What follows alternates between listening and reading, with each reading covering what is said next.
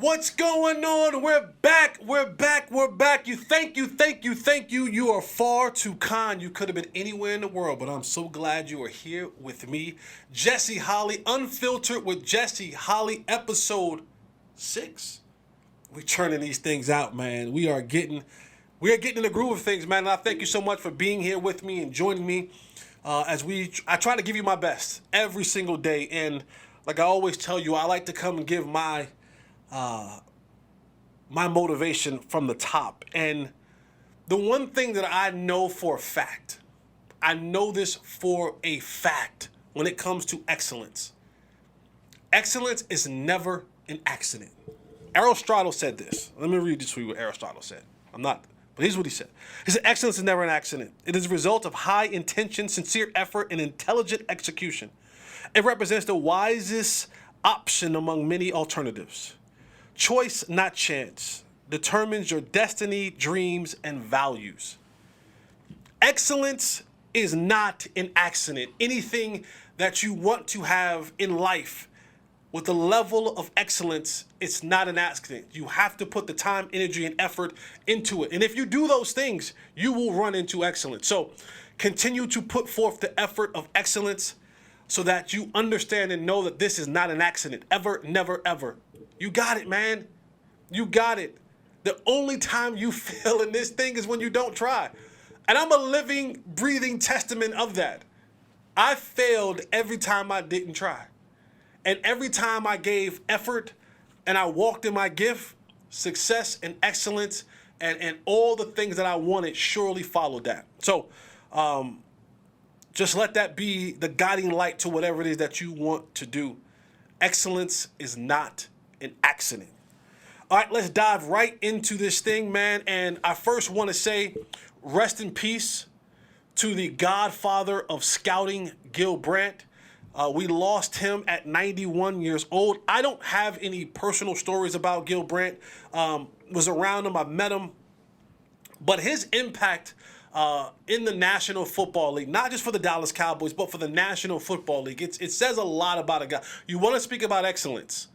You cannot tell the story of the National Football League. You for sure cannot tell the story of the Dallas Cowboys without mentioning the name of Gil Brandt. He was one of the first guys who really gave us to what we know now in scouting. How to look at a guy, how to grade a guy, what are you looking for in the intangibles? He was the one who really looked into HBCUs to find some of your greatest talents. Your Too Tall Jones, those type of players. This was a guy like Gil Brandt who was you hear the term looking under every stone. Gil Brandt was the guy, and thoughts and prayers to his family. 91 years old, he was still sharp at 91.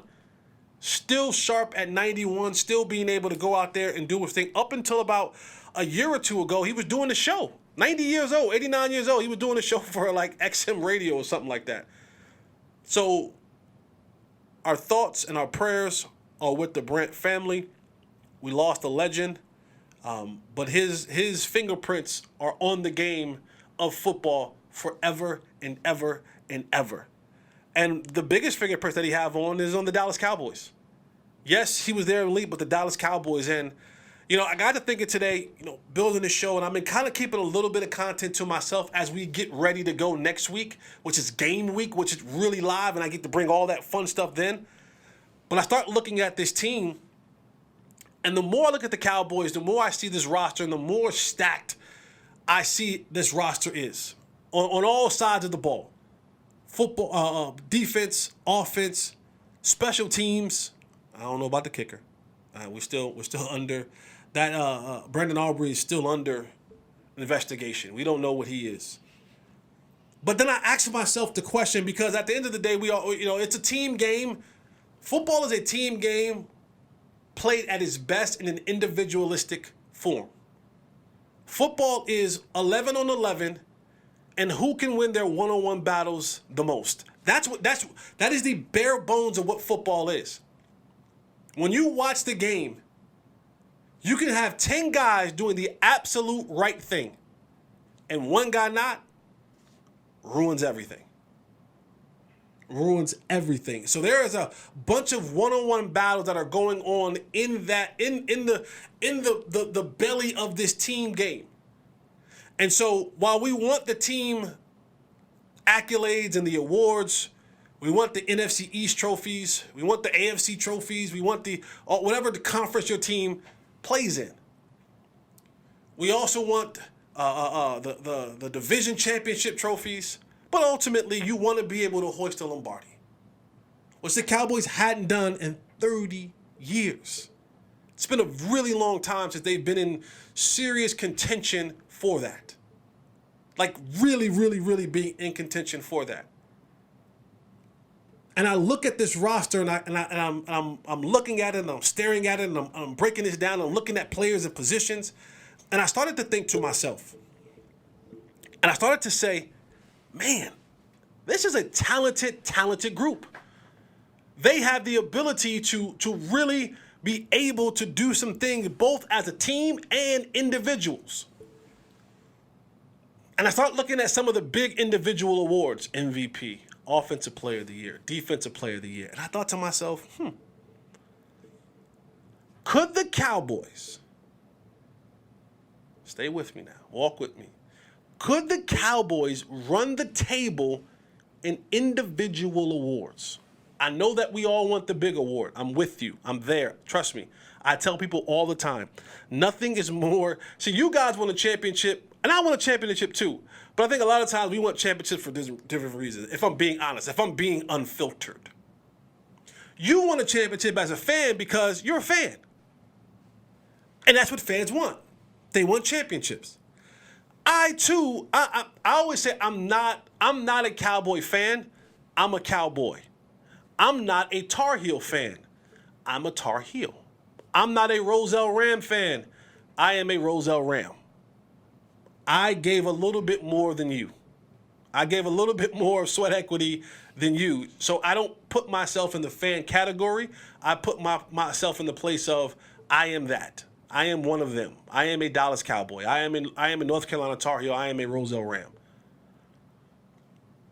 But you, as a fan, you want the championship because you want to be able to have bragging rights and the parades and all that kind of stuff. So do I. But if I'm being all the way unfiltered, it will be probably the most profitable thing that I could be a part of. If the Cowboys find a way to hoist a Lombardi, I make a lot of money. A lot of content creators will make a lot of money. Jerry would make a lot of money. We'll talk about that because he's making money hand over fist. He's already making all of the cash. He'd make even more, probably double it, triple it, because y'all would go insane. Y'all would buy up all the merch. Y'all would buy up all the tickets, all the everything. Place might explode. But I too want the Cowboys to make a lone playoff run. I too want the Cowboys to host the Lombardi. It is profitable for me. So don't ever say to me that you don't want, Jesse, you hating, you don't want the Cowboys to win, you don't want it. You're a liar. That's a lie. It's a lie straight from the pits of hell. I want the Cowboys to win the championship for the same reason Jerry Jones wants the Cowboys to win the championship. Because his pockets he will be bouncing off his wallet. The Cowboys brought that home. But I want them to win too as a Cowboy. But boy, the checks that will be cut will be phenomenal. Just being honest. Some people don't want to hear that, but I'm being honest. But in order to get to that, and I get it, it's a team game. 11 guys on offense, 11 guys on defense, 11 guys on special teams, coaches, trainers, strength and conditioning, front office people. It takes an equipment manager. It takes a host of people to get that done. But make no mistake about it. I talked about the last episode. You need Jimmys and Joes. You need Jimmys and Joes. And the Jimmys and Joes that you need on this team have to show up. And have shown you moments of greatness, some longer than others. But the moments of greatness in these individuals are there. You need those lights to shine their brightest in the biggest moments. See, it's easy for a light to shine bright in week 1 or week 3 or week 7 or week 8 or week 12. But when we get to the playoffs, they got to shine bright. They have to be, those Jimmys and Joes in this team, the ones I'm getting ready to talk about, those have to shine bright. Illuminating. It has to be blinding. If I'm being completely honest, it has to be blinding. That's how bright they have to be. That's how much they have to shine in the biggest moments. And so I thought to myself, man, could the Cowboys or could these individuals on the Cowboys run the award table? And I started thinking, the first one, of course, you think about is MVP. MVP. Now, we all know it's a quarterback award. It is. You gotta basically set yourself on fire and not get burned and play 18 games continuously on fire before you're a non-quarterback to win that award. And we have a quarterback in Dak Prescott, however you feel about him. You know, the famous line from one of the Batman movies is, you either die a hero or you live long enough to become the villain. And Dak is flirting with both of those. In year 8, he's looking at saying, you know what? You have to be our hero. We're looking for you to be our hero. You have to be the one that takes this team from just everyday talk to real business, to real deal business. And there are some that are saying, you know what, he is what he is. I wouldn't pay him another dime. Let's get someone else in there. He started out as the hero, the boy wonder, the guy who surpassed Tony Romo, knocked him out of the league. They gave him the keys and they said, it's yours. And everyone cheered and jeered, and they looked at him and they said, he's our guy. We got another one. Dak Prescott is going to take us to the promised land. And there were moments in the seasons where it looked as if he was. As if he was the next one. And there were moments that he wasn't. And I'm not here to say what side of the fence that you should fall on. Feel how you feel. That's on you. You have the right to feel however you feel about any player in the National Football League. Whether you like Dak or don't like Dak. But this is a player who you look at times and you say, boy, the numbers are always there. He always has this team, tops in the league in total offense, tops in the league in total points scored, total touchdown. I mean, it's always in the conversation. And so I look at it and I go, can Dak Prescott take this team to the next level? Can he be the MVP? And of course, you look at who was the MVP last year. Patrick Mahomes. Patrick Mahomes last year, around 5,200 yards, 40 touchdowns. That's insane. 5,200 yards, 40-plus touchdowns. Dak's best year was in 2009. He had 4,900 yards and 30 touchdowns. So and Patrick Mahomes took his team to the Super Bowl and won. So I think what goes hand in hand in a lot of times, and it's not always, it helps. I know that the award's already whatever, but if your team is favored to win the Super Bowl, you always stay in that conversation. And so Dak is going to have to have one of these years where you blow it out the water. You got to go have a 5,000-yard season. Close. Got damn close in 2019. You now have the weapons. You have a really good running back in Tony Pollard. You have a decent offensive line if they can stay healthy. That line start going down, things may get a little shaky for you. I think CeeDee Lamb is going to be a superstar. I just feel that way. I think Brandon Cook is going to continue to do what he's always done in this league. Just be a consistent 1,000-yard receiver. Make some big plays here and there, but just be that level of consistency. And then you have other guys, Tolbert, you have Michael Gallup, you have Ferguson and Schoonmaker and other guys, and they can fill in where they're filling.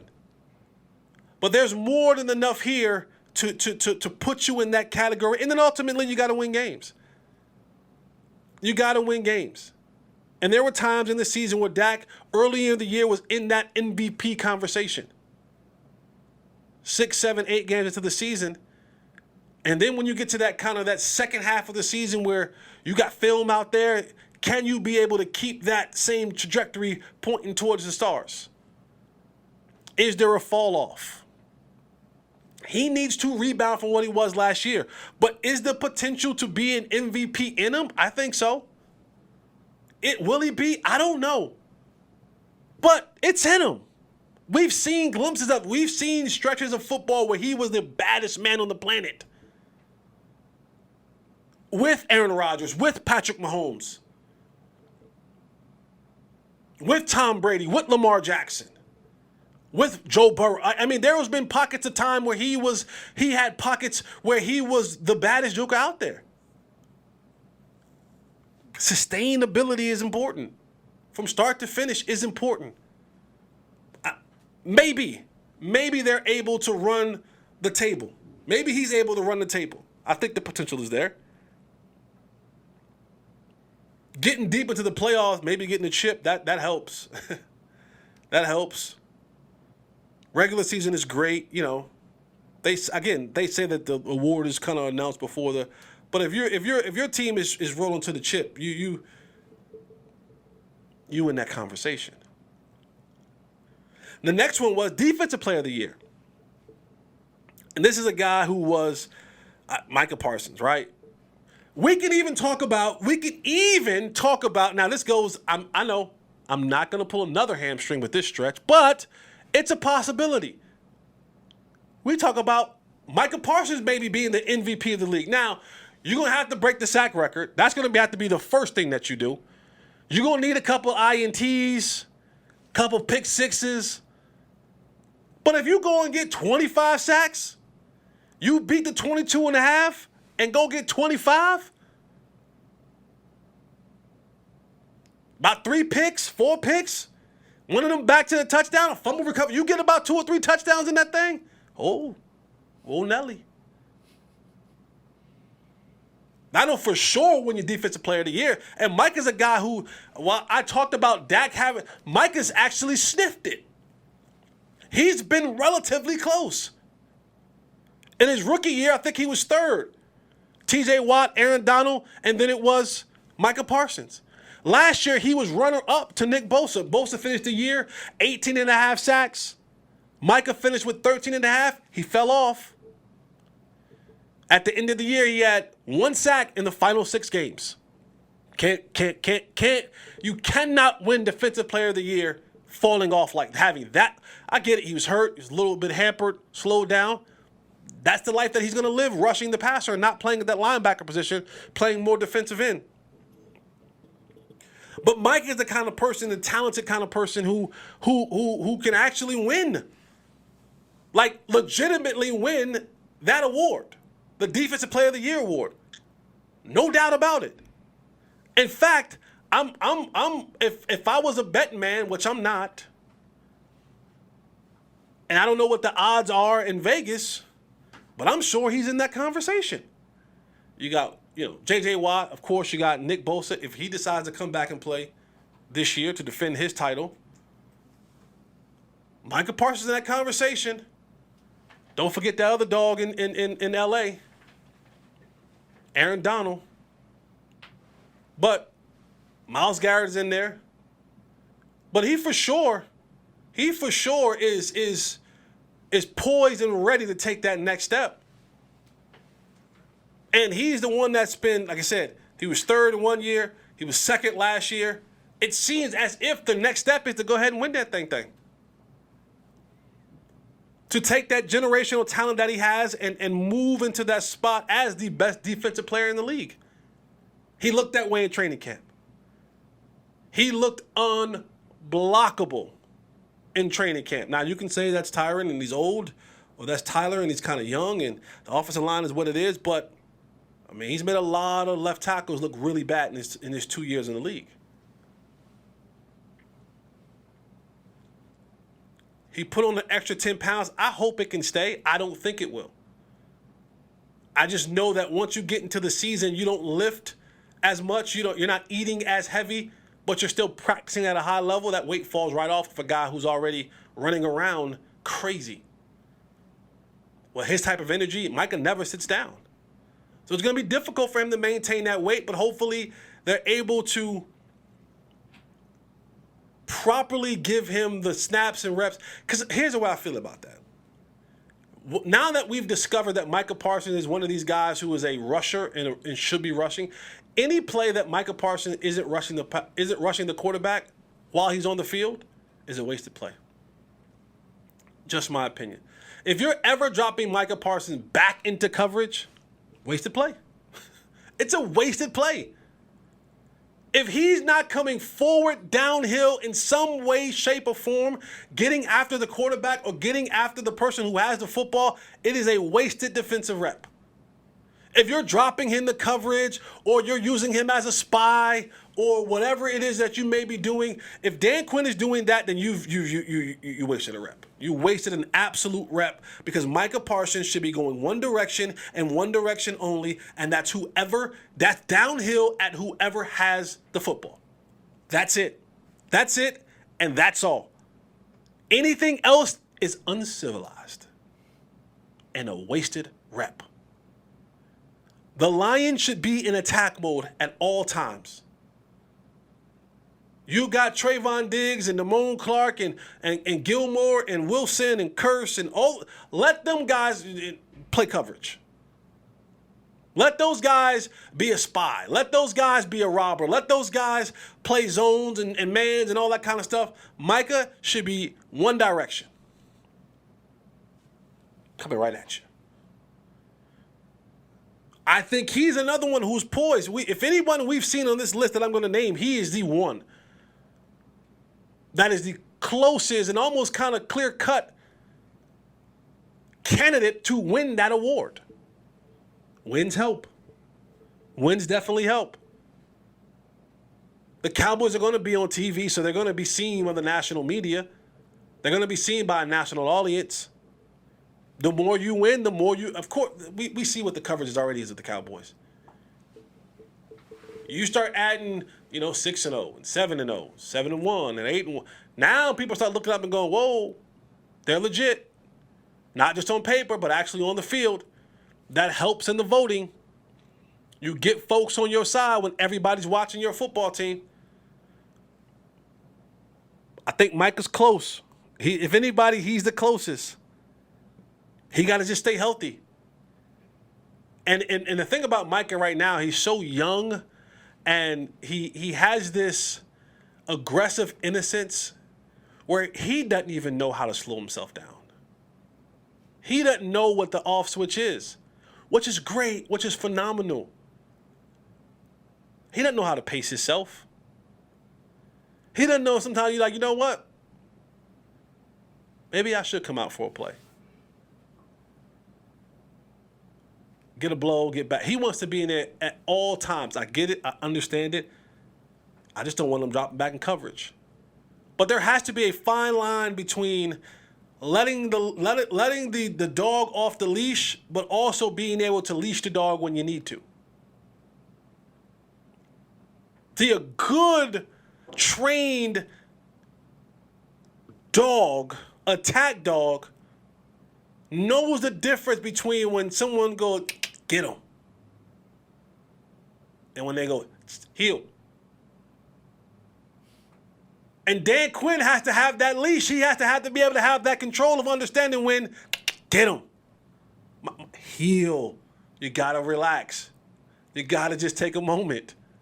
We need you for the long haul. Because Micah wants to play 100 miles an hour every single snap, every single game. Honorable, admirable, respectable. It's a long season, my guy. Long season. You got to be able to withstand the ebbs and flow of the season. But Mike is one of the guys, I wrote down Defensive Player of the Year. Let me write MVP next to that too, because he could be both. He has the potential. Like I said, you're gonna have to break the sack record. You're gonna have to get at least 3 touchdowns. And your team you're gonna have to have a dominant defense. You're gonna have to be the leader of one of the most dominant defenses in the league. Facts. I mean, it has to be almost shutout worthy.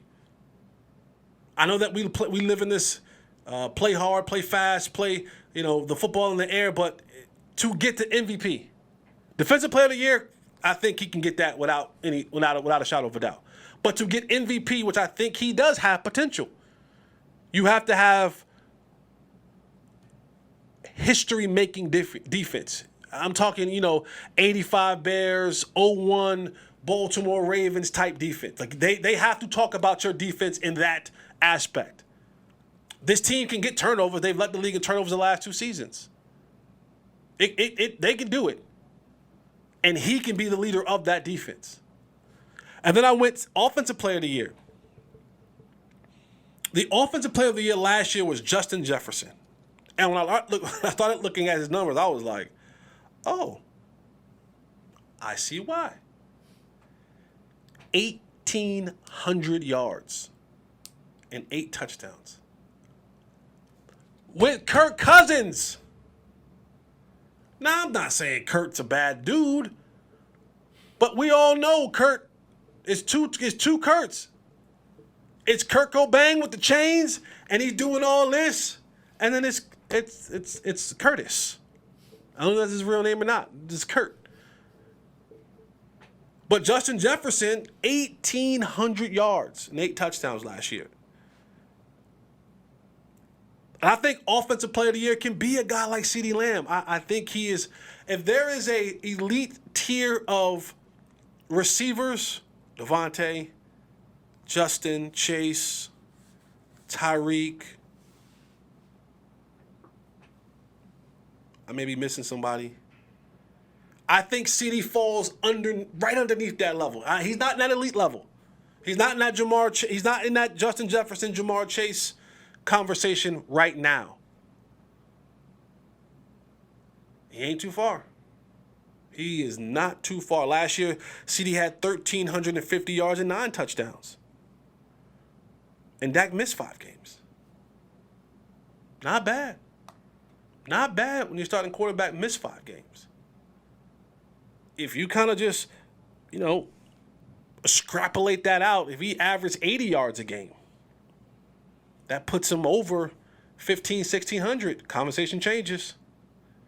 I just think, I look at CeeDee during training camp. I saw him. I talked about the man body, what it looks like with the speed. He's a track hawk, speed and power. I think if there is anyone poised to take the elite jump, it's him. Micah's already in elite conversation. I don't think Dak's ever going to get into the elite category of quarterback. I think he's going to always be in the really, really, really good category. And that's okay.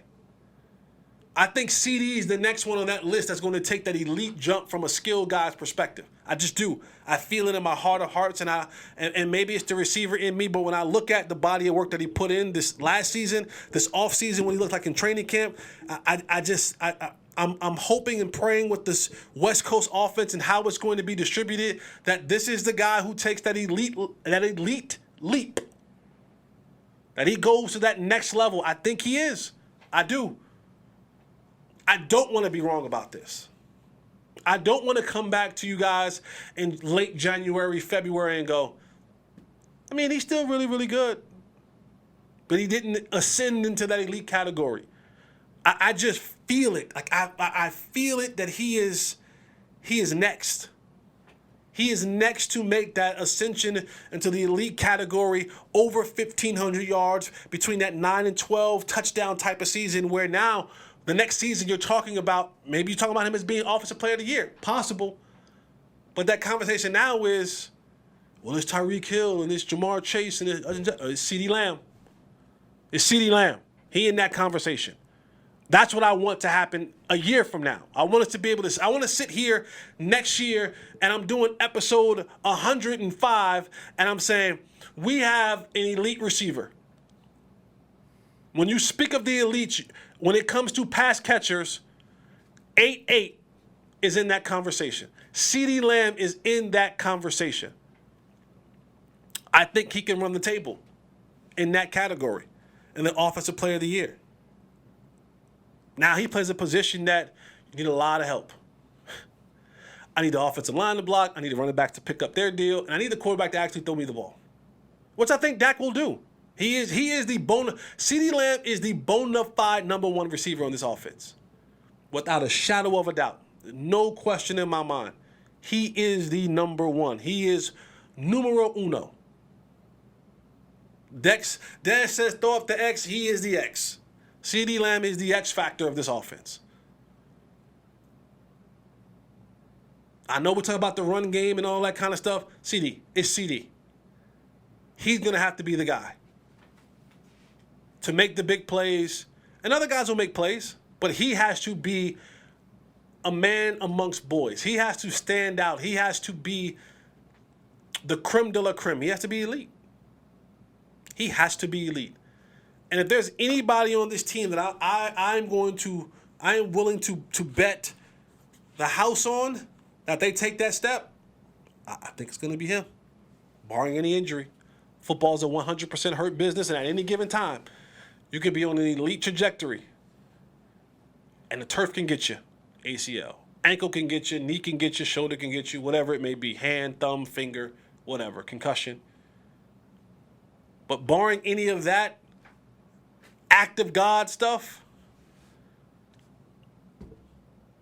I think CeeDee can be Offensive Player of the Year. Now, he ain't in that MVP conversation. Now you're talking about got to go get 2,000 yards.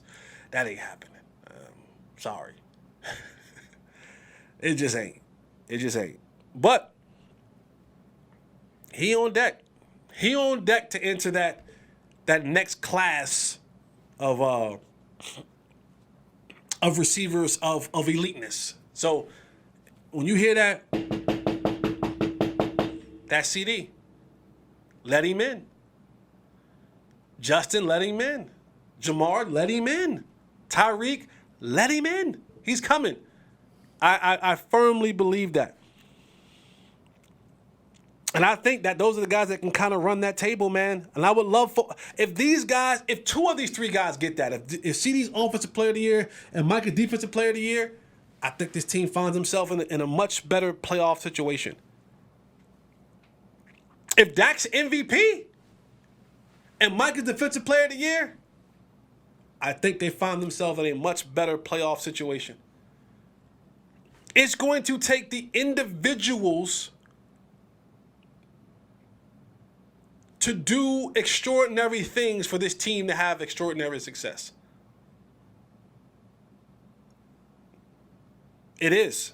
It's going to take the names that I just mentioned, those guys having exceptional years for this team to be somewhere that they have not been in a very long time. In 3 decades. These guys, Dak, Micah, CeeDee. I know Diggs is going to be, Diggs is going to be the conversation. I don't think he's going to get 11 interceptions anymore. I think that's a one-off. That record took almost 25 years to break, 30 years to break. That's 11 picks is a lot. I don't think that's happening again. But a good solid 6 or 7 is great. I don't put you in that conversation with the Defensive Player of the Year. And Diggs still ain't quite he's a good corner, but he ain't islandish corner. Like, he's not the island. Like, quarterbacks aren't afraid to throw his way. He might pick some off, but they still like, we'll go over there again. We'll double move him. It ain't what Revis was and Champ and Charles and those type of guys at that cornerback position. But these guys have to have an individual type year that's going to produce this team's success. I stand on that wholeheartedly. If they do, if they're in the conversation of any of these categories, MVP, Offensive Player of the Year, Defensive Player of the Year, I think you're talking about the Cowboys winning a division, first round bye, and maybe finally getting to that NFC Championship game. Maybe finding themselves in Vegas in February. If these guys are in that conversation, if one is in that conversation, then maybe. But if 3 of these guys are in that award conversation, we in Vegas, baby. We at the craps tables. We there because the Cowboys are going to be there. And it's going to make them extremely profitable. It's going to make Jerry happy. But we'll see. We'll see. But I think that there's a chance that these guys can make that run at these awards. But that's why we play the game. That's why you got to play the game, man. Like I said before, it makes the Cowboys profitable. Forbes to come out again. And guess what? Cowboys still rich. Still rich. $9.2 billion this Cowboys team is worth. They're still cash. They're cash cow. It's y'all the reason. Y'all buy it all up. Tickets, merchandise. They're up 13% of what they were a year ago. And it's going to rise even more once these TV contracts begin to hit in 2024. That number's going up. And like I said, if those guys who I just mentioned are in that conversation of those awards and this team is finding themselves in Vegas or at least an NFC Championship game, that number's going up. It's going to be over $10 billion. The Cowboys had $1.1 billion in revenue last year. More than $500 million than the next team. The Patriots were the next one in line. Jerry is making money hand over fist. And this is why you talk about the recycling, sometimes looking for that next quarterback or this team. The Cowboys Jerry will never allow the Cowboys to be bad enough to be in the top 5 pick. Unless he orchestrates some sort of crazy trade where he trades away Micah for 19 first-round picks, he's never going to be in that conversation again in the top 5 pick because they're never going to be that bad. Because to be that bad means you're not making that kind of money. Because maybe I'm wrong. Cowboys start off, they 1-5. Those $500 tickets that you got at the 200 level, can't sell them for $500 no more. You 0-5. You 1-6. It might net you a top 10 pick, but you're going to lose money because the suites don't sell the same when you're not winning. The ticket prices you can't hold at that hostage price when you're not winning. Or there's not a level of hope that you can sell of winning. When the product on the field is not worth it, people ain't paying for it. The merchandise ain't coming off the shelves as fast as you want it to. Because people want to be a part of winners.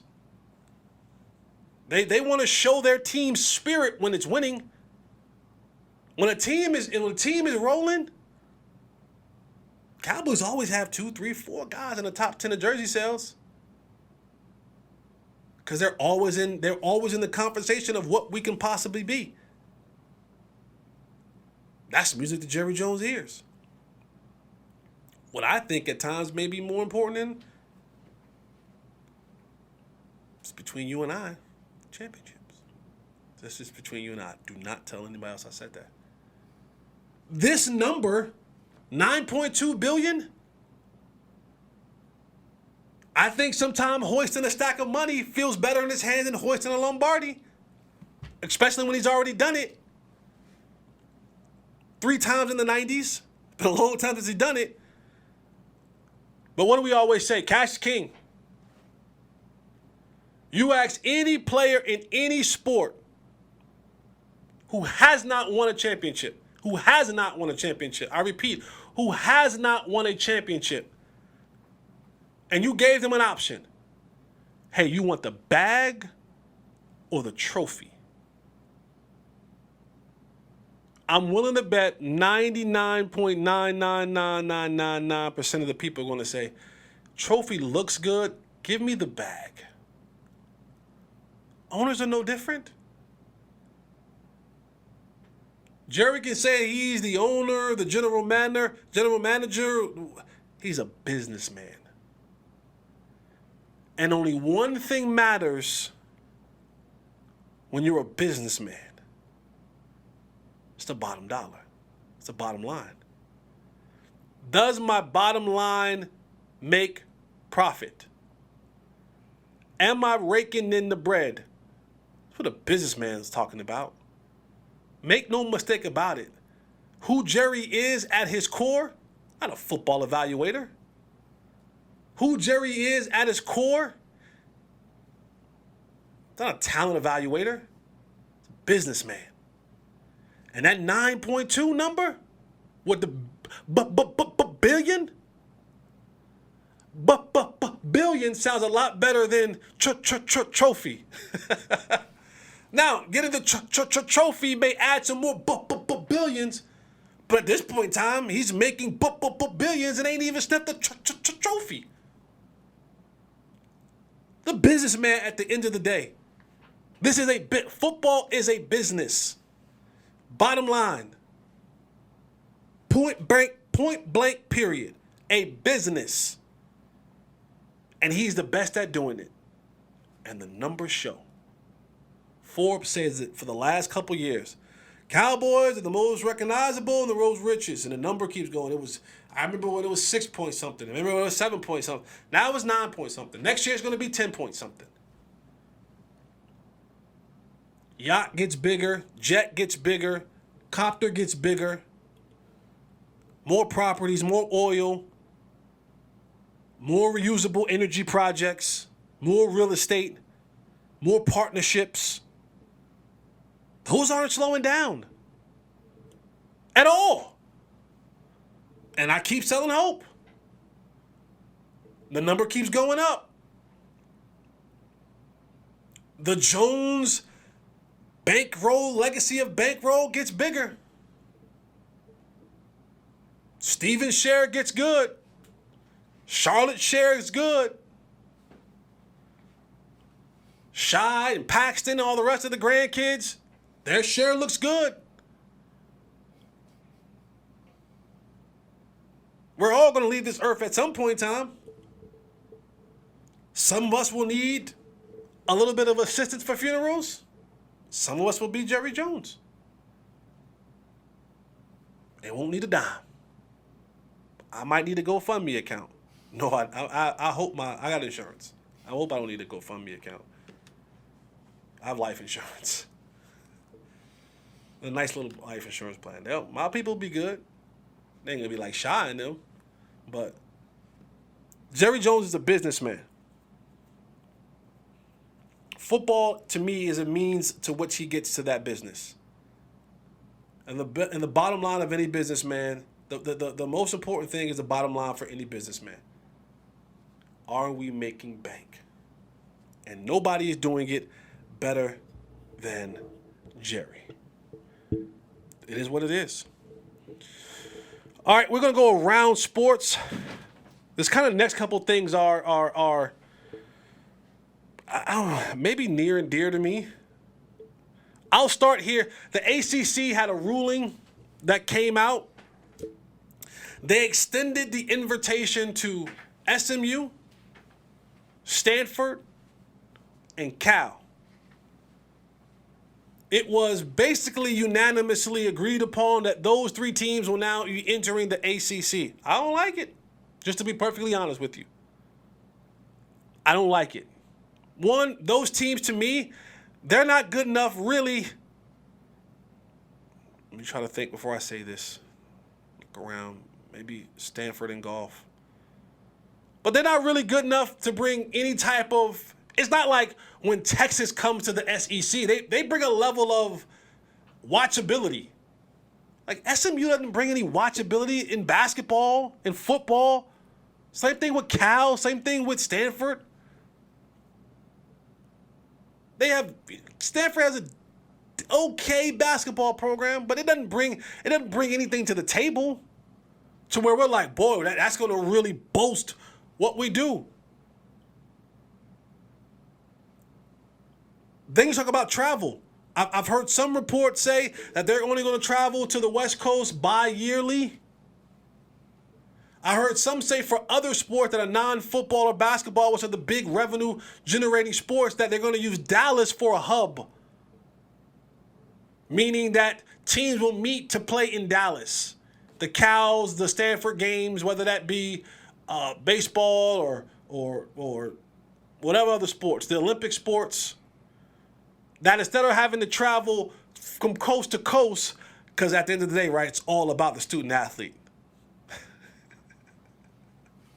That's the biggest lie the NCAA can still tell you. It's about the student athletes. No, it ain't. This move is about money.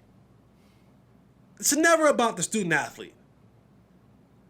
Because now you're talking about if you have on the schedule now SMU and Cal or Cal and Stanford, and now you got to travel. God forbid if it's a Thursday night game. You want them kids to get home at that hour and make it to class on time. I don't think this, and I get we're in this realignment phase now, right, where everybody's up and running and going to their own space. I don't get this. We're now the all continent conference. We used to be the Atlantic Coast Conference. Now we just everybody conference. Everybody come conference. Pause. We just going with it ain't no more Atlantic Coast Conference. It's the Atlantic, it's the Galveston, and it's the Pacific. We just outside. We outside. Selfishly, as someone who lives in the DFW area, I get to see my heels. Coming to SMU. For basketball, that'll be fun. I get to see my heels come baseball, football. I'll enjoy that part, but I'm not a fan of it. I'm not a fan of it.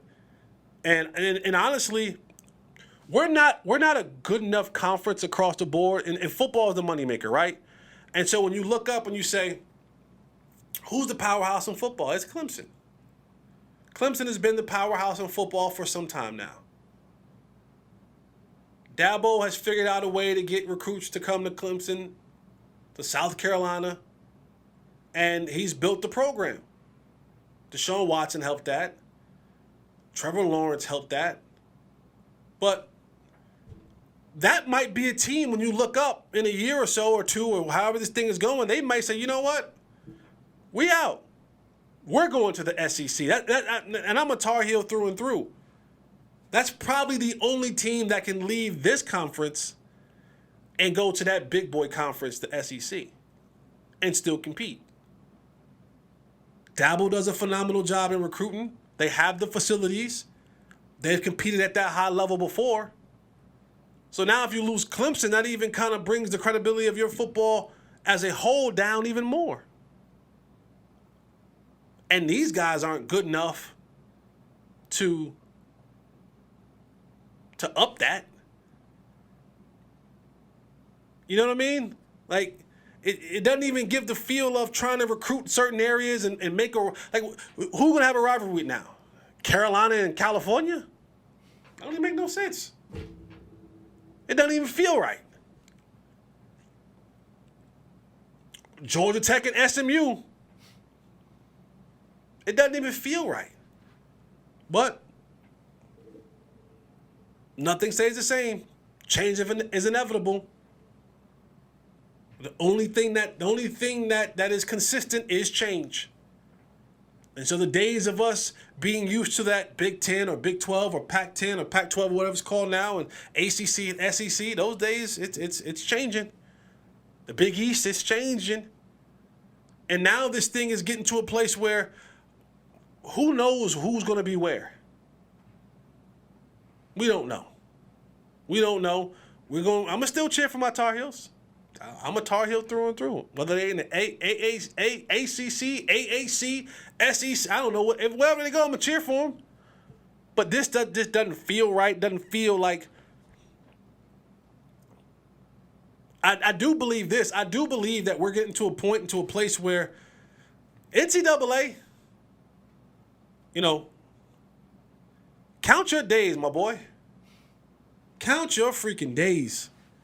Your days are coming to an end as a whole. So you used to be the great middleman before they was allowed to get their own money, these schools and universities. Now, you ain't really necessary. These teams are going to start having their presidents of these schools. They're going to just come together and form a co-op and just say, we don't need them. What do they do for us anymore? We can negotiate our own TV deals, especially the way TV deals are going now with streaming becoming an all-time high thing. Whether it's Amazon or YouTube or whatever, DAZN, whatever the streaming service you decide to use. Everybody's getting into the streaming business. There's a bunch of money in that. So these places are going to start saying, what do we need you for, NCAA? You no longer hold the weight that you once held for 50, 60 years. We don't need you. We've negotiated these deals for our NILs for our players. They're in some places making millions. I saw the other day, man, this sidebar that Peyton Manning's nephew, what's his name? Arch Manning is projected to make somewhere around $2.9 million. The quarterback at USC, Caleb Williams, he's projected to make somewhere around like $1.9 million. Damn.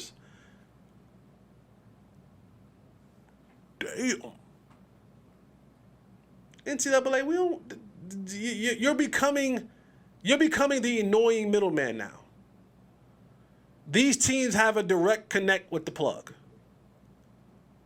and soon, very soon, I believe.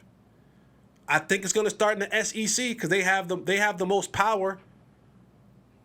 They have the most money. I think it's going to start with them, and you're going to see them say, we don't need you anymore. We're going to just do our own thing. We're going to have the SEC thing happening. And we're just going to go with that. Because what good are you? Literally, what good are you? You don't hold the weight that you once held. We can do our own scale of what is high school eligibility worthy, what tests we want to use, what tests we don't want to use, what grade point level, what all that we don't like. That's not needed anymore by you. And maybe I'm not intelligent enough to talk about all the details of it, but I know for sure the writing on the wall. Your days are numbered. You can count your days, NCAA. And even tournament style. They can figure that out. I know that the NCAA tournament is a big business, but they don't need you to run that. Again, these presidents will come and say, let's just block out the middleman and we can call it whatever we want. It's still March Madness. Speaking of the NCAA, another situation that's near and dear to my heart. That's why you're about to be out of this situation, NCAA, because it's stuff like this. If you all haven't heard, I'm here to tell you, the North Carolina Tar Heels are dealing in a situation right now as they prepare to take on the South Carolina Gamecocks tomorrow, Saturday.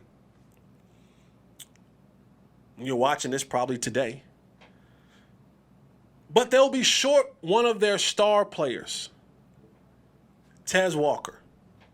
And if you don't know about Tez Walker's story, let me kind of give you the background of it from the start. Tez Walker, he, as a freshman, played at the University of North Carolina Central University, smaller school in North Carolina. Well, his freshman year, COVID happened. And as you know, a lot of teams, especially the small schools like a North Carolina Central, When it became to that COVID protocol, those were one of the schools that just said, you know what? Because we can't afford to do all the protocols and testing and that needs to be done all the time, and travel and all that kind of, they just said we're canceling the season. Season is canceled. So he didn't play his freshman year. And none of us kind of quite knew how this thing was going to impact the next year in college athletics as a whole. So at that time, Tez decided that I'm going to transfer. The only other school that gave him a scholarship or offered him a scholarship at that time was Kent State. Tez is a kid from Charlotte, North Carolina, so he goes to Kent State and he plays 2 seasons at Kent State. And from there, he has always been, from high school and early in his college career, kind of the sole primary caregiver to his grandmother. I am partial to grandmothers because one raised me. I don't play about the grandmas. I don't play about them. They love me and I love them. But she began to get sick. And so Tez wanted to, he wanted to help in that situation. He wanted to try to get back home and dealing with trying to be a college student while the primary person, the caregiver, who he was the caregiver of his grandmother and she was his grandmother, began to mess with him mentally. Going through all that, what he went through, he was saying, listen, mental health wise, I'm not good. I'm not in a good place. I want to go home. And so he talked to the people at Kent State, and they came to a conclusion that, you know what, it's best if you go home. So he wanted to transfer again. This time he transferred to the University of North Carolina, which is about an hour and 40 minutes from Charlotte. So at any given point, he could just jump in the car, shoot to Charlotte, and tend to his grandma if necessary, or when necessary. And to be around as her health was kind of in flux. And all was well. He made the transfer to North Carolina, did everything that he had to do. 3 days into the school year, the old NCAA came to knocking. And they said, oh, Tez, by the way, due to the NCAA ruling, you can't transfer twice as an undergrad and be eligible to play right away. That's the ruling that came down. And so in his confusion, in North Carolina's confusion, they said, well, we're going to appeal this. Because he didn't play his freshman year because of COVID and didn't know how that situation was going to plan out, so he transferred. That shouldn't even count. And then most of the guys are able to get the medical exemption or the medical exemption to transfer in a situation like this. This appeal has been made weeks ago. The game is the 2nd of September, tomorrow, today, if you're watching on Saturday. And the University of North Carolina has come out with a statement and basically said, we are going to play the game tomorrow without Tez Walker. Not because Tez Walker is not available to play. Not because Tez Walker doesn't want to play. Not because he's not ready, fit, and able to do what he has to do for the football team. But because the NCAA has failed to even respond to the appeal.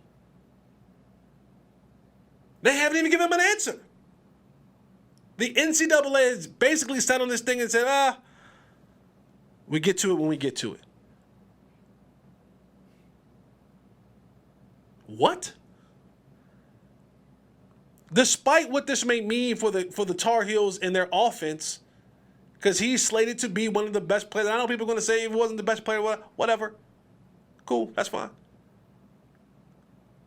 But again, this is a kid who you're taking away the opportunity for him to go out there and play in a meaningful football game. It's a good opponent to open up the year. You playing games like this, and that can change the fortune of the future of your fortune, the fortune of your future. when you're playing games like this. It's just one of those things where the NCAA, man, you got to go ahead and count your days, my boy. Because there's stunts like this that you pull where you can't even give a response. Say something. Say something. Yes, no. But don't just leave a kid in a university, in a team, just hanging in the wind because you feel like it. Because you feel like it. You can make a decision. It's unfortunate that type of stuff is happening with the NCAA. But y'all days are numbered. Believe you me. All right, let's look at the top 25. We're going to just kind of run around college football. I said enough about my Tar Heels. Go Heels. Beat the Gamecocks. But as we look at the way that this thing breaks down, I love that football is back. College football is fun. Here's what I love more about college football than I do NFL. And I love the NFL. But college football, every week matters. Like in the NFL, you can have a team go on a 3-game losing streak and still be okay. You lose 3 games in a row in college, you're done. You might make a bowl game, but you're not going to be in the college playoffs conversation anymore. So especially those teams that are in the top 25, it's a week-to-week thing, and that builds the drama and the anticipation. I love college game day. Wherever your school is at, I know they have some sort of ritual or some sort of pregame. I love that junk. That's always exciting to me. I love that junk. And football is fun. It's back. It's back. It's in the air. Football is back. All right, around college football, games starting tomorrow. We already had Utah take on Florida. Florida is bad. Jesus Christ. Number 14, Utah, they walked all over Florida. A lot of people were mad about this game. This is funny. A lot of people were mad about this game because whatever the beef is with Disney and Spectrum, at some point in time, if you don't know, you now know that ESPN is under Spectrum. And so this game started out on ESPN, and then whatever the beef was between Spectrum and Disney, it cut off. It cut off. It wasn't on TV anymore. Imagine if you had the the watch party at your house. If you're a Utah Ute fan or you're a Florida Gator fan and you've been on a grill for 13 hours, you smoking pork butt and pork shoulders, and you got ribs and chips and dips and all of that. And everybody's nestled in to watch this game, and everybody's looking on this game. First possession of the game, 70-yard touchdown for Utah. How hyped is that? All the Utah Utes are putting the U's up, pork butts all over the place, burnt ends is cooking, and then you got no more of it. You know how pissed people would be? Frosty Brews is being drunk. And the game cut off. It's a lot of angry fans, man. I don't know what the beef is between Spectrum and Disney, but y'all need to iron that stuff out, man. You'll mess up some people's house. Folks got angers nowadays. They'll smash a TV for anything. They'll smash a TV for anything. But Utah defeated Florida. Georgia takes on UT Martin.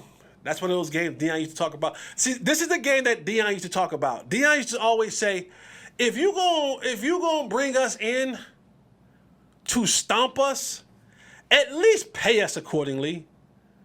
Like UT Martin, God bless everybody that plays for UT Martin.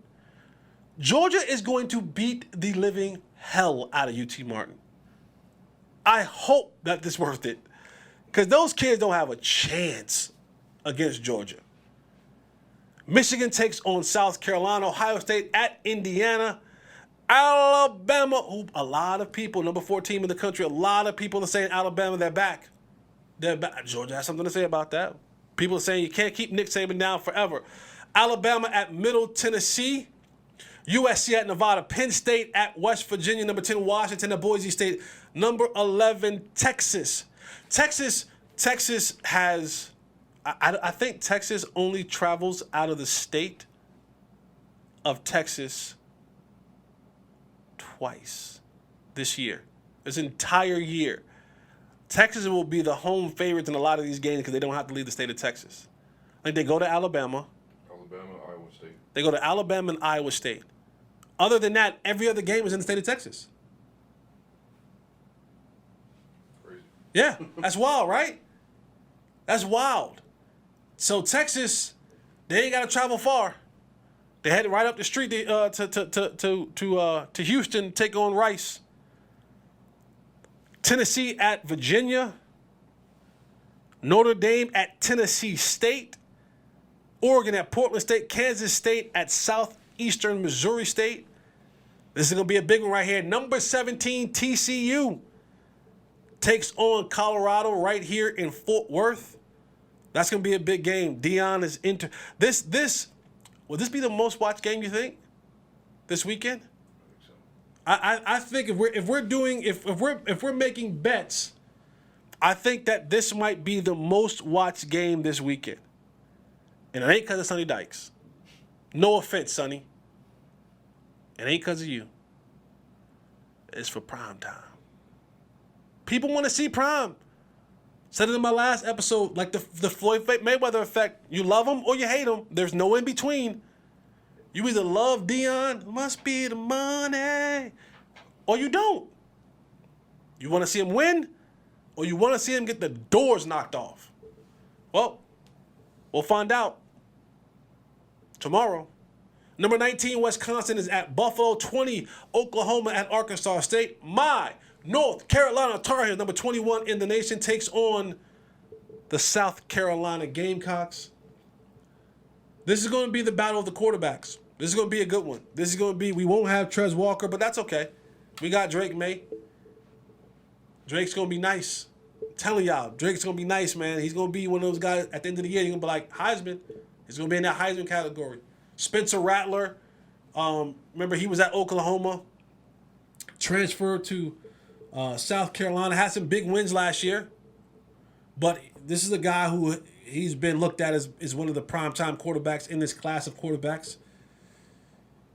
22 Ole Miss versus Mercer, 23 Texas A&M versus New Mexico, 24 Tulane versus South Alabama, and 25 Iowa versus Utah State. That's the Saturday slate, and then you got the Sunday slate. We playing football on Sunday before we get into the NFL. Big game. This is probably this will probably be the most competitive game of the weekend. I hope it's competitive. Number 5 LSU taking on number 8 Florida State in Orlando. And then you have Oregon State taking on San Jose State. And then on Monday, Clemson taking on that school in Durham, Duke. So, yeah, whatever your college allegiance is, more power to you. I wish you the best. But go Heels for me. And that's all I got, ladies and gentlemen. That's it. That's the end of the show. I hope you enjoyed it.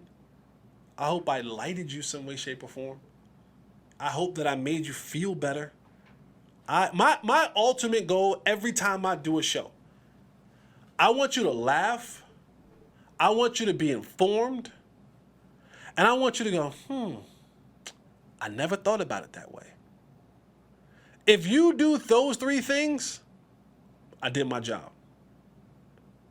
And I want you to be able to leave this show and go, I'm going to tell somebody about this show. Tell a friend to tell a friend to tell a friend. Unfiltered with Jesse Holley. It's where it's at. We are no longer taking part. We're taking over. Come enjoy the ride while there's still room. It's going to get full quick. I believe it.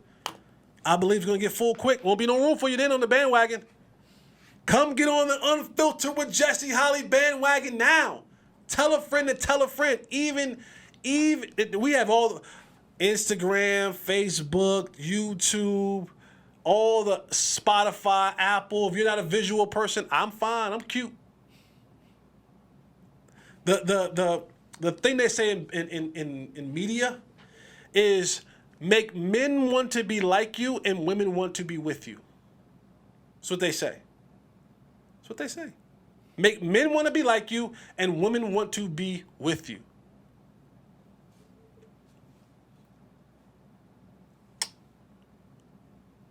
Be with me. Be like me. Watch the show. All right, that's it. I'm out. Remember, never let anyone tell you their lives are better than yours because it is yours. Eliminate the contingencies. This is Jesse Holley with Unfiltered with Jesse Holley. I'm out.